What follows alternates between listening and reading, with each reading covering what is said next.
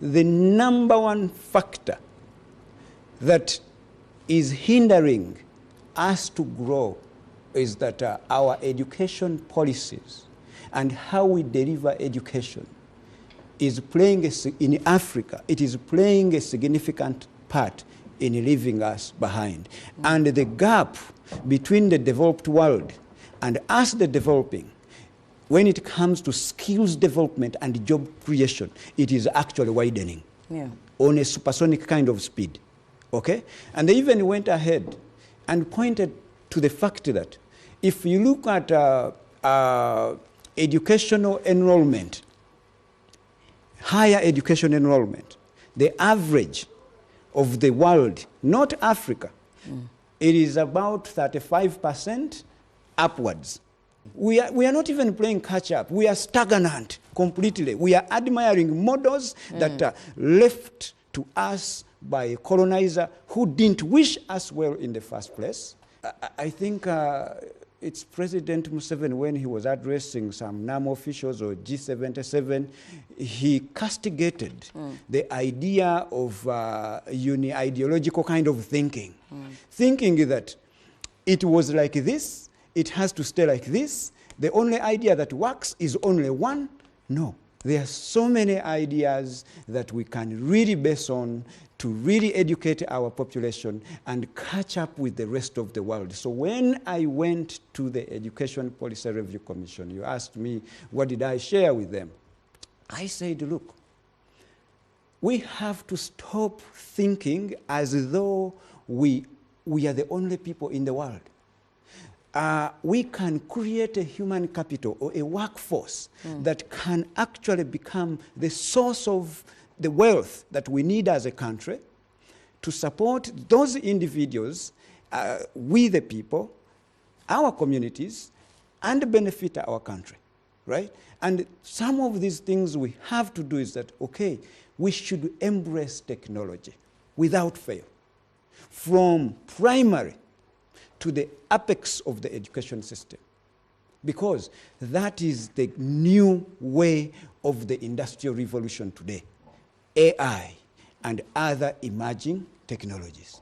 I also said that all the education that does not cater for the local, does not look at the local relevancy, the curriculum that doesn't cater for, that is not locally relevant, regionally relevant, globally relevant. That's not designed for our community. For our community.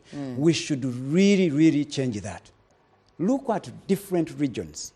With the same socio-economic characteristics, challenges, needs, and opportunities, and group those as a school district. Okay? So when you do that, then you can start having assessment based within that very school district. And that means you're going to create a district evaluation board, okay? So thereafter, you're going to do away with national exams like PLE and UCE. Okay. Okay? I am coming to your boarding school. That are standardized. That are standardized. Yeah. You do away with them. So now the district evaluation boards can have customized assessment that looks at that very region and assesses those students within the respective regions with a curriculum that is relevant to them. Okay? So now, this alone, once you create these districts, brings in some healthy competition to make sure that every school district wants to have the best in their very jurisdiction. Yeah. We understand? I do. Now, when you do that, you're going to empower teachers and reward them to be able to manage the assessment process. And then you go ahead and change UNEB into a professional body that actually does world-class research, world-class evaluation, world-class assessment, and the development of promising practices and frameworks that are going to support the district evaluation boards and the school districts, of course with the help of National Curriculum Development Center, all right? So you are going to have a quality assurance body overseeing the district evaluation board. So once you have all that in place, so you know that every region is actually developing kids that care about to grow the region, their own community, to grow the region. And the curriculum is relevant to that particular region. And when you bring everything together, you have national development. The region, the school district that involves those kids, they are now going to advocate for what works for them to be able to develop. And when they see that the other region is doing well, they come back to government. See, we need these resources to be able to build these schools, to have these teachers trained, to have everything, such that their schools are doing well. Wherever else this has been done around the world, in the countries that want to keep us the way we are right now, for them it is working for them. And they have grown rich, they are doing well, they are, the per capita income in those countries is really great. Now, you ask me about the boarding schools. When you have done all those things, now think about a boarding school. And I am sure, and I empathize with the people who have invested their money in the boarding school. This is business. They make the money, okay?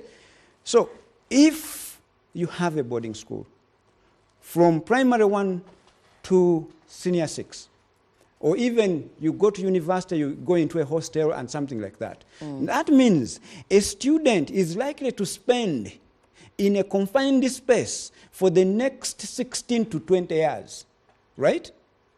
There's a student who left Kampala and maybe they are in Maryhill somewhere, okay?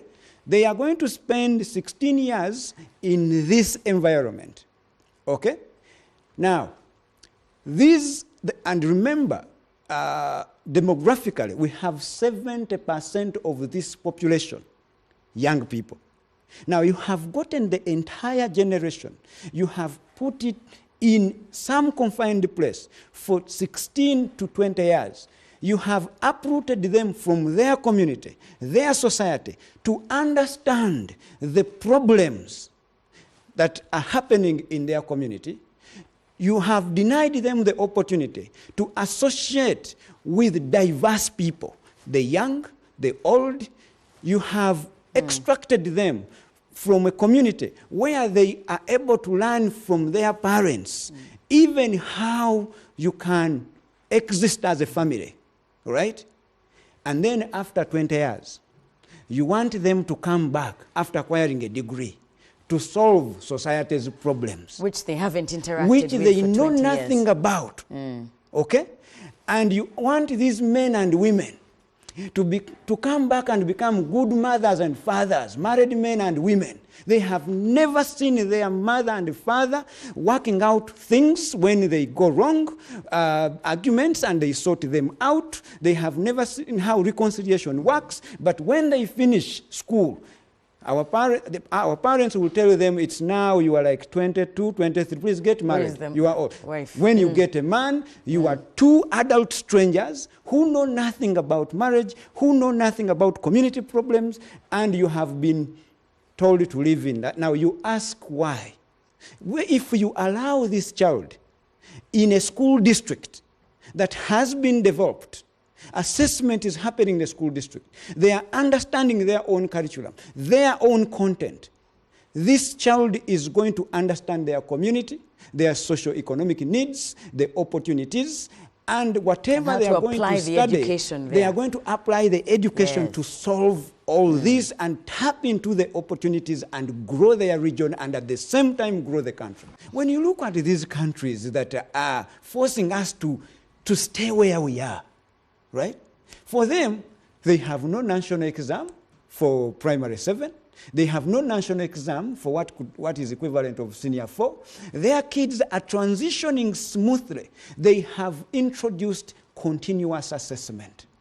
And teachers have been empowered to carry out, to set, to conduct, to manage this continuous assessment. Level by level. Level by level. Okay. And then if you need something to show that you have finished a particular level, then we can introduce what we call the school transition certificate. That from P7, you can demonstrate mastery of concepts.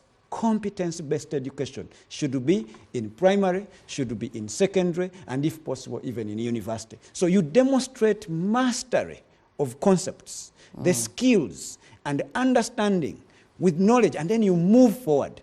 And then the transition certificate can explain that this student is able to do A, B, C, D. Not a D1, not a distinction, no, not the 4. The number does not tell us the story. So now, when all that is done, remember now if you have done away with PLE, UCE, why do you need UNEB anymore? You no longer need UNEB.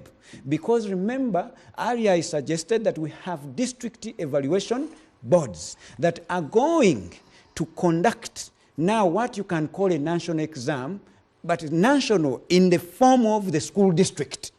Okay, the regional exam for high school, senior 6.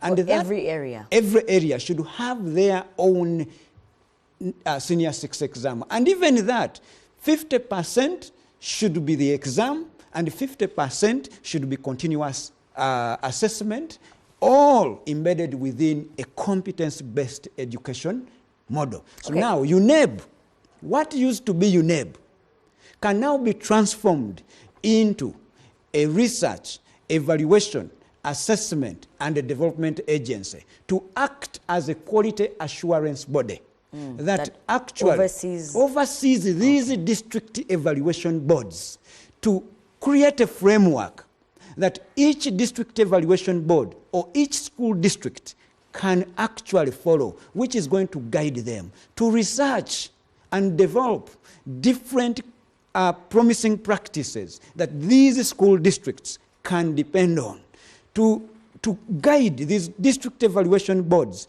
on assessment. So it can be a slim team that is professional enough, that is researching world solutions to support our district evaluation boards and our school districts with the help of the National Curriculum Development Center to aid these school districts to develop a curriculum that is locally relevant, regionally relevant, and globally relevant. If you're coming from, hypothetically, Kaberamaido, for example, you will understand that region. You know the mathematics of that region, the economics of that region, the socio-political landscape and everything of that region better than me. Yes. All right? And you can solve their problems. Isn't that the education we are looking for that solves society's problems? Absolutely. Do whatever you can. Receive some little money. Whatever you can. They learn anything to do with technology. Yeah. Purchase a gadget. It could be a phone. It could be anything. Let them practice these things. Because the world we are in and the world that is coming, it is going to be driven, and it is already being driven by technology. And if the best tool they have is to handwrite, okay, that skill is not needed anywhere in the world anymore. Digital competencies, digitization of everything, the digital skills are everything this country needs now. Your child needs that. The child of your neighbor needs that. This content, we can have it great, but technology is going to flip things. And if you want this child to fit in a global economy, in the digital economy, on top of what they are studying, technology is key. Artificial intelligence is key. New emerging technologies are there.